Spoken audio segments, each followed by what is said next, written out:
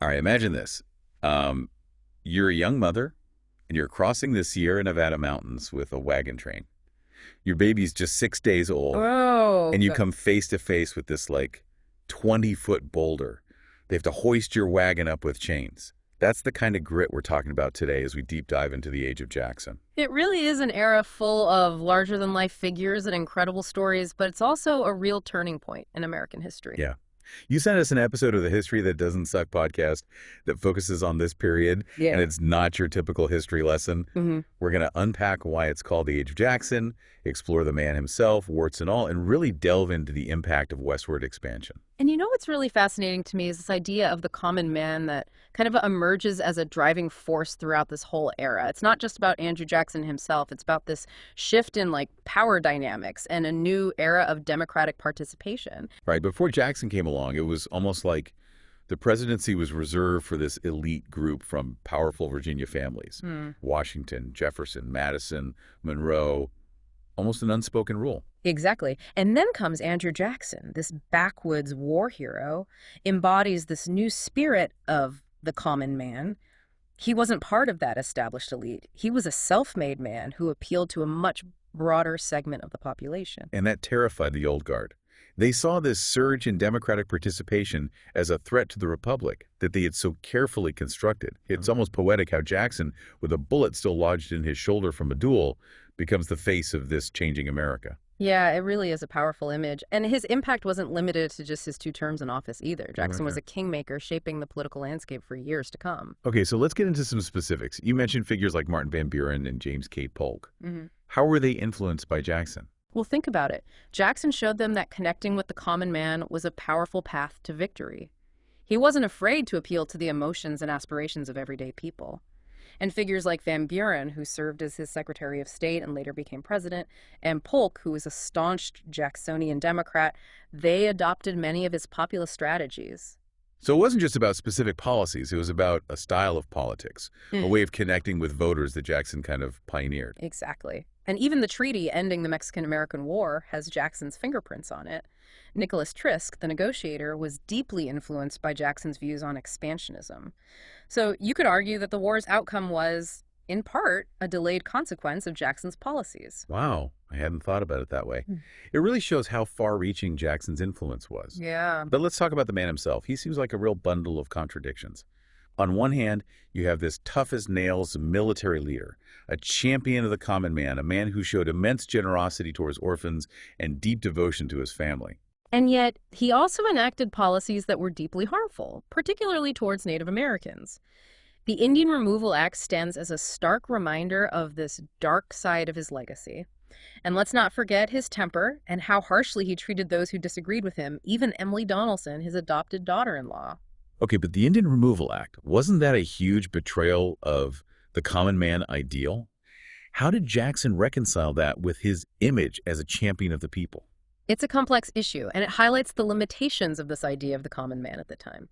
Jackson's vision of democracy didn't extend to Native Americans. He saw them as obstacles to westward expansion, and his policies reflected that belief. So even as white men were celebrating their newfound political power, Native Americans were being forcibly removed from their lands. Right. It's a stark reminder that progress isn't always linear or inclusive. Yeah. Precisely. And understanding these contradictions is key to understanding Jackson and this era as a whole. We can acknowledge his positive qualities while also confronting the harmful consequences of his actions. It's about seeing the full picture, not just the romanticized version of history. That makes sense. And this whole idea of historical context is so important, isn't it? It makes you question your own assumptions about groups you might think you understand. The podcast shared a story about a student who discovered their ancestor had been enslaved by a Mormon pioneer. Yeah, that story really resonated with me. It challenges those simplistic notions of good versus bad and forces us to confront the uncomfortable truths that often lie beneath the surface of history. It's a good reminder that even groups we generally view positively might have a darker side. Absolutely, and that complexity is what makes history so fascinating. It's not just about memorizing dates and names, it's about grappling with these nuances and understanding the full scope of the human experience. Speaking of uncomfortable truths, westward expansion is another topic that's often romanticized. It certainly is. We often hear about the resilience of those who ventured west, and their stories are incredible, but we can't forget the displacement and mistreatment of Native American tribes. I'm trying to picture what it would have been like for those pioneer women. Yeah. The podcast mentioned a woman giving birth on the Oregon Trail just 3 days after losing a child, Oh, wow. and another woman climbing the Sierras with her 6-day-old while her wagon was being chained up the mountainside. It's hard to fathom the strength and determination it must have taken to endure those hardships. But those stories, while inspiring, shouldn't overshadow the darker side of westward expansion. Right. The podcast also talked about the cycle of violence that erupted between settlers and Native Americans. It was fueled by broken promises, differing perspectives on land ownership, and a fundamental clash of cultures. It's a tragic chapter in American history. And while there were certainly settlers who acted with malice, the podcast also mentioned an anecdote about a settler who shot a Native American woman for sport and how his fellow settlers actually turned him over to the tribe for justice. That's a surprising twist. It is, and it suggests that even within this broader narrative of conflict and displacement, there were individuals who recognized the injustice of what was happening, but the overall consequences were still devastating for Native American tribes. It's a reminder that history is rarely black and white. There are always multiple perspectives and complexities to consider. And speaking of complexities, let's talk about another group that faced persecution in the 19th century, the Mormons. Okay. Their experience, particularly in Missouri, is a prime example of how religious intolerance and fear can lead to violence and discrimination. Their unique beliefs and practices, coupled with their growing political influence and their stance on slavery, made them targets. It's interesting how their views on slavery differed from the prevailing attitudes in Missouri at the time. It was a major point of contention, and it highlights how various social and political currents were converging during this period. The 19th century was a time of immense change, and those who didn't conform to the dominant Protestant culture often faced significant challenges. It's a reminder that history is full of complexities, and that even groups we might consider good can have a dark side. And this brings us to another major event of this era, the Mexican-American War. While sparked by the Texas boundary dispute, it ultimately became a story of American expansionism. The podcast pointed out some striking parallels between General Winfield Scott's strategy during the war and the actions of Hernán Cortés centuries earlier. Scott, realizing that capturing Mexico City was key to victory, ended up following the same route as Cortés had taken when he conquered the Aztec Empire. It's as though history was repeating itself, the U.S. Army taking advantage of Mexico's internal struggles and regional dissatisfaction, much like Cortés had capitalized on divisions within the Aztec Empire. It's incredible how those echoes of the past emerge. And this idea of exploiting internal divisions for territorial gain is a recurring theme throughout history, isn't it? It certainly is. And the Mexican-American War is a prime example of how those power dynamics play out on a global scale. It is. And the Mexican-American War also kind of highlights these racial dynamics at play during this period. The podcast mentioned John C. Calhoun's argument against annexing Mexico. Why was he against it? Well, Calhoun was concerned about incorporating a largely non-white population into the United States.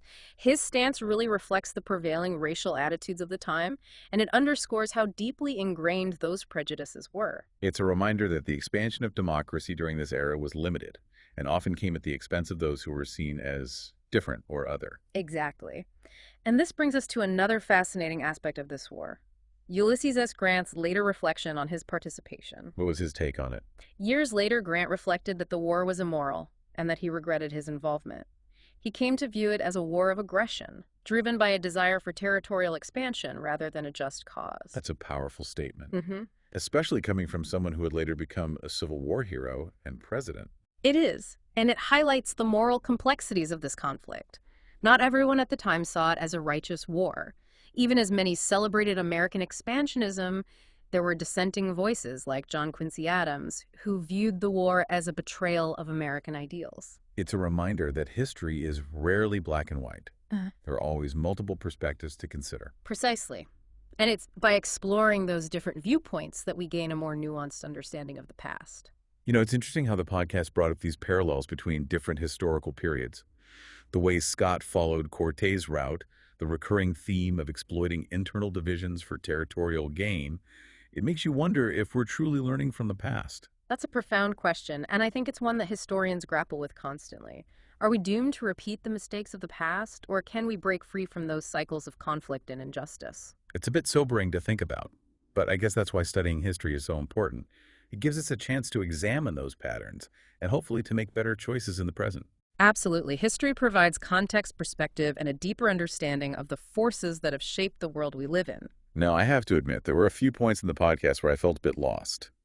Like when they were discussing all the different pronunciations of places in Texas, I needed a translator. Well, language is a living thing. It's Hmm. constantly evolving, and those regional dialects and influences from other languages can create a fascinating tapestry of variations. It definitely adds color to history, but it can be a challenge to keep up sometimes. It's a good reminder that even something as seemingly straightforward as language can be full of surprises and complexities. Speaking of surprises, did you see that email from the listener in Antarctica? I did. Isn't that incredible? Someone listening to a podcast about American history while collecting ice cores in Antarctica, it's a testament to the power of storytelling and the enduring fascination with history. It really is. It gives a whole new meaning to global audience. And it's a reminder that history isn't just about the past. It's about understanding the present and shaping the future.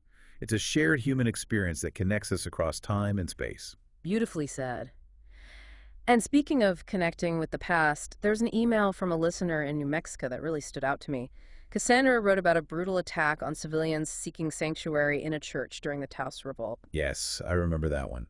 It's a story I hadn't heard before, and it really brought home the human cost of the conflict. Cassandra's email is a powerful reminder that history isn't just about dates and battles. It's about real people whose lives were profoundly affected by these events. Her perspective adds a crucial layer of understanding to the narrative. It forces us to confront the often uncomfortable realities of war and its impact on innocent lives. It's easy to get caught up in the grand narratives of history, but it's essential to remember that these events played out in the lives of real people. Individuals who experienced joy and sorrow, triumph and tragedy, it's those personal stories that make history so compelling. Absolutely. It's the glimpses into everyday life, the anecdotes, the human stories that bring the past to life and help us connect with those who came before us. So as we wrap up our deep dive into the Age of Jackson, what are some of the key takeaways for our listeners? Why should they care about this period in American history? The Age of Jackson is a pivotal era. It marks a shift in power dynamics. The expansion of democracy, though, limited, and a nation grappling with its identity and future. It's a period full of contradictions, complexities, and uncomfortable truths. It's like we're seeing the seeds of many of the challenges and triumphs that America would face in the years to come. Exactly. Issues of westward expansion, racial tensions, economic disparities, the role of government, they all come into sharp focus during this era. And these themes continue to resonate in American society today. It's almost like we're looking in a mirror, seeing the echoes of these past struggles in our own time. It helps us understand the roots of many of the challenges we face today. Precisely. History provides context and perspective. It's not just about memorizing names and dates, it's about grappling with complex issues and recognizing the enduring relevance of the past. It's about understanding ourselves better, both as individuals and as a nation. Exactly. And that understanding can be both challenging and empowering.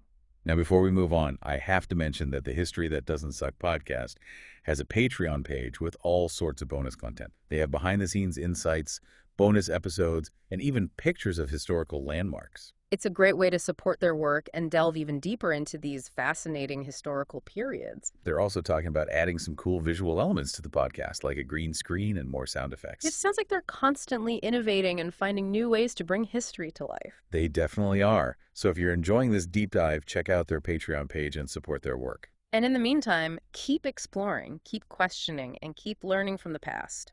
It's a journey that never truly ends. You know, the podcast mentioned a couple of things that we didn't have time to get into, like the story of the failed bank in Kirtland, Ohio, and the complexities of Joseph Smith's personal life. It's a reminder that even within a single podcast episode, there are countless rabbit holes we could go down. And that's what makes history so endlessly fascinating, isn't it? It is. There's always something new to discover, another perspective, to consider, another layer to peel back.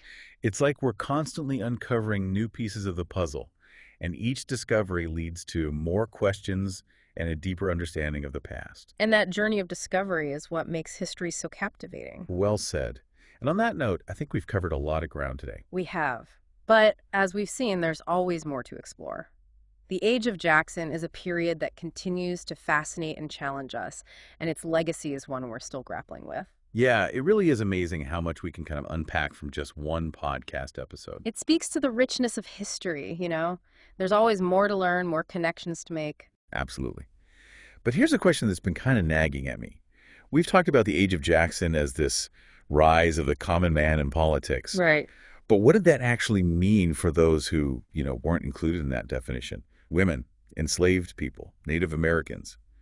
Were they swept up in this tide of change, or were they left behind? That's such a crucial point. It really highlights the limitations of this whole common man ideal. While Jacksonian democracy did expand voting rights for some, it excluded huge portions of the population. So even as white men were celebrating their newfound political power, countless others were still denied basic freedoms and opportunities. Precisely. And that's something we can't forget as we study this period. The expansion of democracy was a positive step, but it was also deeply flawed and incomplete. It's like looking at a tapestry. From a distance, you see the grand design, but up close you notice the threads that are missing, the parts of the picture that are left unfinished. That's a great analogy. And it reminds us that progress is often uneven, that the fight for equality and justice is an ongoing process.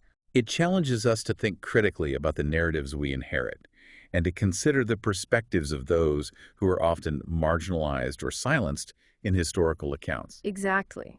History is about digging deeper, uncovering those hidden stories, understanding the complexities of the past. Well, I think this has been a truly insightful deep dive into the Age of Jackson. Yeah. I feel like I've gained a much richer understanding of this era, the good, the bad, and the complicated. And I hope you, the listener, feel the same way. The Age of Jackson is a period that continues to shape America today, and its legacy is one we're still grappling with. It really makes you think.